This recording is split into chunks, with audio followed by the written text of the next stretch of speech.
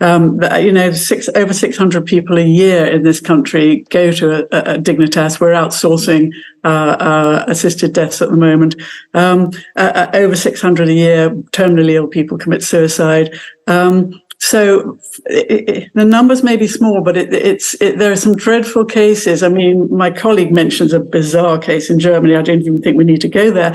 But much closer to home was Mavis Eccleston, 80 years old. Recently, her husband was begging her to help him die. She couldn't do that, but she agreed on a suicide pact with him.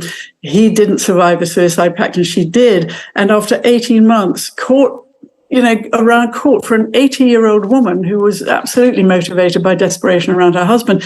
They took her to court. She was acquitted.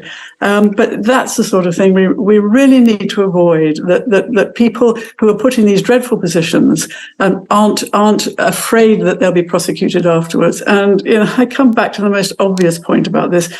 80% of people in this country want an assisted dying law.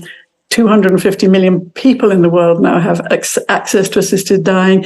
Legislation is coming in Scotland, being considered in Jersey and the Isle of Man. The government can't sit on the fence any longer. They really have to get off the fence and give dying people the choice they want at the end of life. And we wouldn't even need to be thinking about this.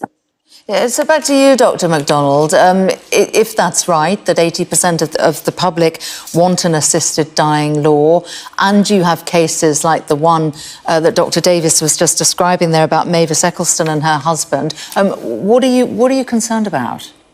Well, first of all, it's not 600 people a year going to Dignitas from the UK. It's 25 if you look at the latest statistics from Dignitas. So that's complete exaggeration.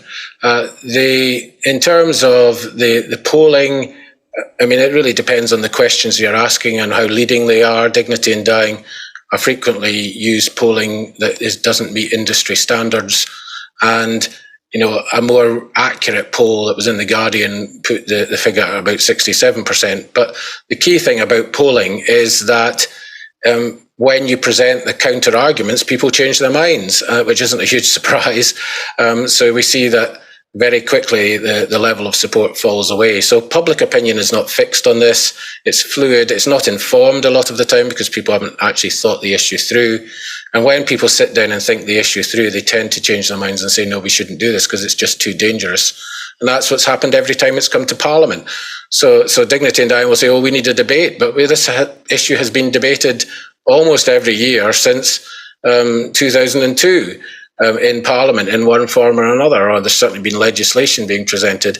So I don't think that Dignity in Dying are being completely transparent in their arguments, quite honestly. Well, let's let them respond. Dr. Davis, how do you respond to that? Says that your figures are questionable.